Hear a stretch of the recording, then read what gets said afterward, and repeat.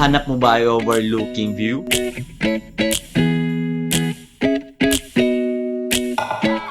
Masasarap at affordable na pagkain? At higit sa lahat, tahimik at sobrang nakaka-relax? Then, let us take you to this beautiful place called Julianas Hill na matatagpuan sa Barangay Tubod ng Silago, probinsya ng Southern Leyte.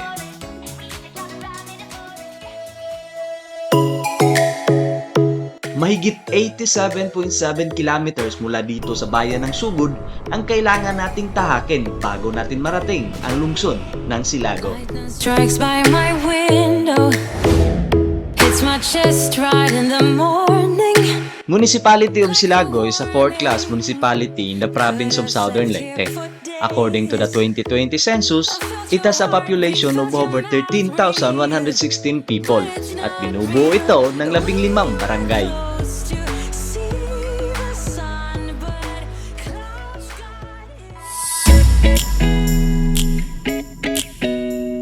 At alam nyo ba na noon ang Silago ay isa sa mga barangay ng lungsod ng Hinunangan until an Executive Order number 326 dated May 17 ng 1951 separated it from the mother tongue which is ang Hinunangan.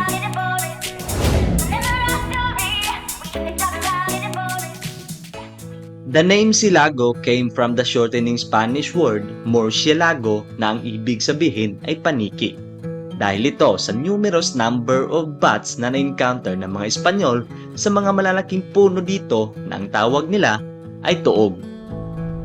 At isa sa mga barangay nito ay ang Barangay Tubod kung saan makikita ang Julianas Hill. Alright, matapos ang mahabang biyahe na rating din natin itong lungsod ng Silago and hindi kalayuan sa may sentro nila is mararating din natin itong Barangay Tubod ng Silago, which is ito yung destination natin. Yan, welcome to Barangay Tubod. Alright, so ang hahanapin na lang natin ngayon is yung Julianas.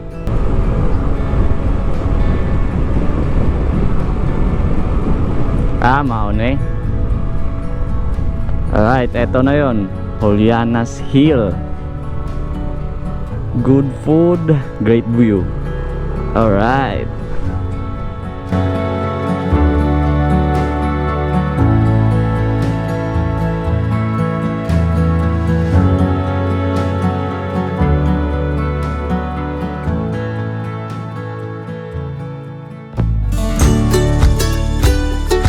Ang establishment na ito ay pinangalan nila over the birth month of the owner which is July or Julio sa Tagalog, and since babae, ginawa nila itong Juliana.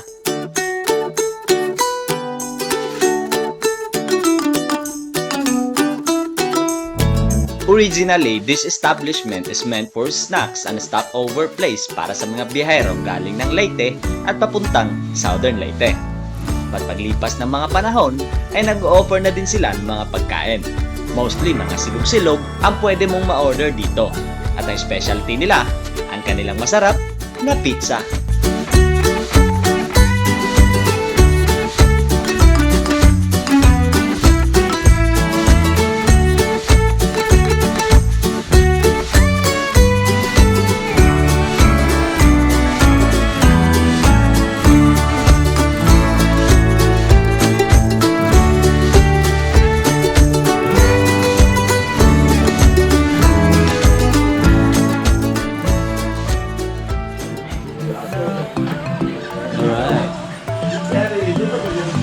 Powered by Kim's sticker number 1.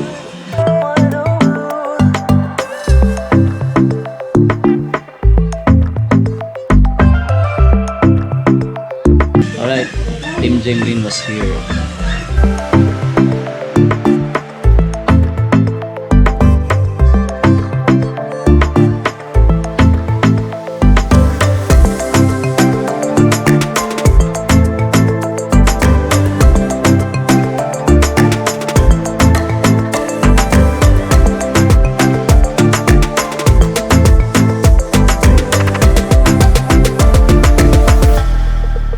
It is a perfect place para sa mga biyahedor na gustong magpahinga mula sa mahabang biyahe at sa mga individual na gustong mag-relax at makalanghap ng sariwang hangin.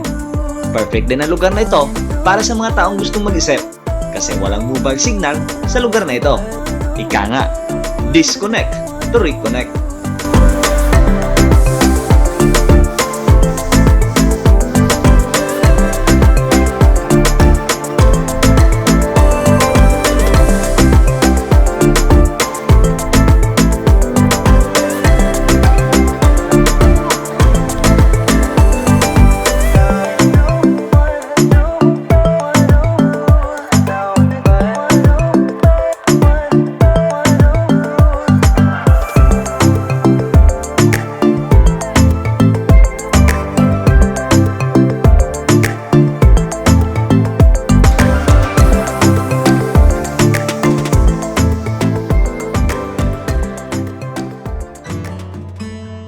Isang atraksyon na naman ang na-explore natin mga ka-team. Isang karangalan sa amin ang mai-share ang angking ganda ng lugar natin. Naway alagaan at bigyang importansya natin ang mga likas na yaman na hiram sa atin ng buong may kapal. O gawa man nating mga tao upang ang ganda nito ay maabutan pa ng mga susunod na henerasyon. Kami po ang Team Jamelin nagpapasalamat sa inyo sa patuloy na pagsuporta sa amin.